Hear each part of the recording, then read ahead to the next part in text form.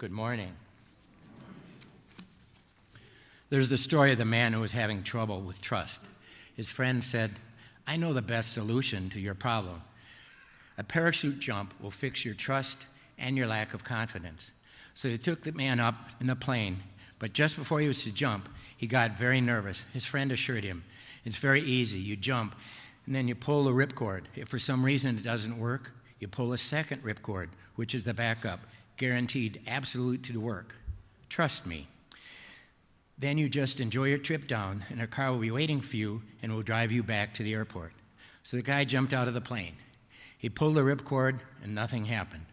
"Oh no," he thought, "I'll pull the backup cord." He did that. Also, nothing happened. So the guy said to himself, "Oh no, I'll bet that car won't be there either." The 33rd Sunday of the liturgical year reminds us not only of the end of this year, but also of the end of all things and the preparation we need to make to reach heaven. The main theme of the three readings we heard today is an invitation to live in such a way that we make the best use of our talents that God has given us, so that the hour of our death, our Lord will say, "Well done, my good and faithful servant. Come and share the joy of your master." Today's gospel may strike some as strange. Why is Jesus telling a parable based on business practices of his time? The answer may be in part that Jesus was no stranger to the business world.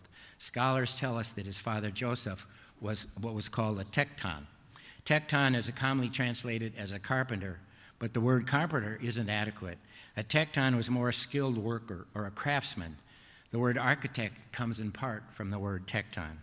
Some scholars have suggested that Joseph may have worked in Sepphoris, in a town near Nazareth. Wherever Joseph found work, we can almost be certain that he would take Jesus, his son, with him to teach him these skills. So Jesus was not a stranger to the world of business. Indeed, his family depended upon good news to do as many families do today. When Jesus gathered his main disciples around him, notice who he chose? He chose fishermen for the most part. Historians argue that fishermen were very shrewd and accomplished entrepreneurs in their day. It wasn't a matter of just catching the fish, but marketing the fish, selling the fish, and running a business. In that world, in that time in the world, they would also had to speak several languages to be able to conduct their businesses. So truly, this was a business practice. So this parable tells us that God is like a businessman who gives 5 talents to one servant, 2 to a second, and 1 to a third. A talent at that time was a weight of measure of silver, about 80 pounds, equivalent to about 6,000 denarii, or what common workers might expect to work in 20 years in those days. The talent was a lot of money. The first servant invests everything and doubles his money. So does the second. The third one decides not to because he's afraid of his master. The master says you could at least put it in the bank so he could have some interest. This useless servant loses everything, beginning with his job. Jesus is using a business principle that is true today as it was in the time of Jesus. God gives each person different talents, different gifts for his or her intended use. Everything we have is a gift, and everything is meant to be given back in service to the love of the Lord and to others.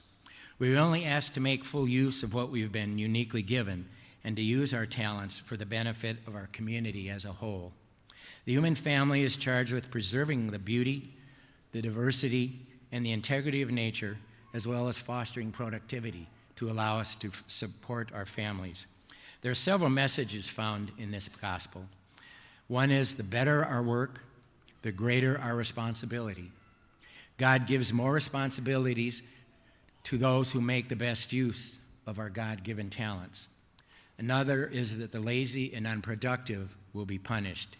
Even the person with only one talent has something to offer others. If he fails to do some positive good work, he will lose what he has. But if he tries and fails, he will meet compassion and forgiveness. Another is that God blesses generous sharers and punishes the selfish hoarders. Those who share generously the gifts they've been given are like to find themselves constantly and immeasurably enriched, while those who jealously and selfishly preserve out of fear what they've been given, will lose all. In short, the parable outlines the results of abundant grace-filled stewardship in God's resources. An example of this can be found in the story of Booker T. Washington, who started his life as a slave. At the age of 16, he walked almost 500 miles from his slave home to the Hampton Institute in Virginia. When he got there, he was told the classes were already filled, but that didn't stop him. He took a job at the school, making beds, sweeping floors, and doing menial tasks until he could eventually be accepted. He did these jobs so well that the faculty found room for him as a student. He worked his way up at the school, became a famous teacher, the first black faculty member at Hampton Institute. He became a writer and author of Up from Slavery. He was a popular public speaker and eventually founded the Tuskegee Institute in Alabama, where he brought in George Washington Carver to teach and to do all research, which ended up changing and improving farming techniques around the world. Booker T. Washington made an effort to use his God-given talents, and we all gained from it. He had to overcome systemic racism, both of them did, to achieve the ability to share his gifts for all.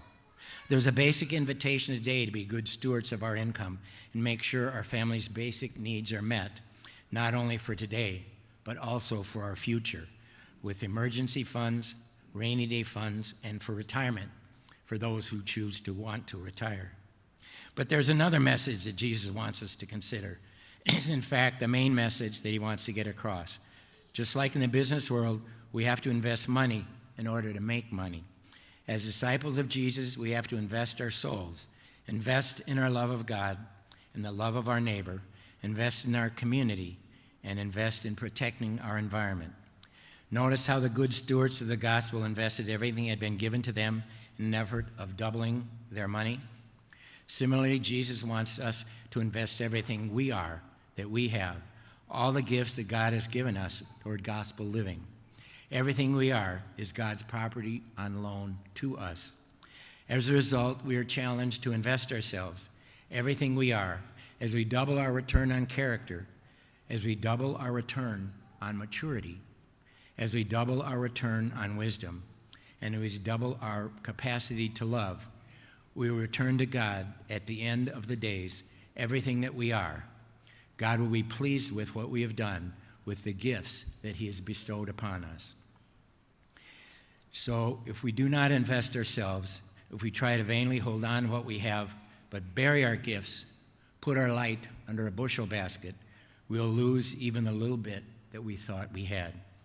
Anyone who's ever taken a piano lesson or learned a second language knows we need to continue to practice that to maintain that gift. Unless we invest ourselves into practicing these, we'll forget and lose the little that we learned, and it will be gone. In the first reading from Proverbs this weekend, we heard, "When one finds a worthy wife, her value is far beyond pearls. She brings good and not evil all the days of her life. She reaches out to the poor and extends her arms to the poor." The woman celebrated in Proverbs is the kind of person that Jesus is calling for each of us to be. We can ask ourselves this week, what is one way that I can invest my God-given gifts for the building of community and family? One example might be, what can we do this week to make Thanksgiving a more peaceful and resourceful and fun blessing for all of our family? As the church reminds us this time of year, we do not have all the time in the world. When it comes to discipleship, we're reminded not to put off to tomorrow what we should be doing today. As St. Paul reminded us in the second reading, "You, brothers and sisters, are not in darkness, for that day to overtake you is like a thief. As Christians, as Catholics, we are children of the light." We are all called to be spiritual tectons. We are called to participate with God's grace to build his kingdom here on earth. We are called to be spiritual investors of this world by the measure that we invest our God-given gifts. The clear invitation today from Jesus that he gives us this week is to invest well. I want to conclude by saying I want to thank the community of Christ the King for welcoming me and my family wife Denise and with Lisa, because I celebrate 15 years this weekend as serving as deacon here at the Christ of King. Thank you.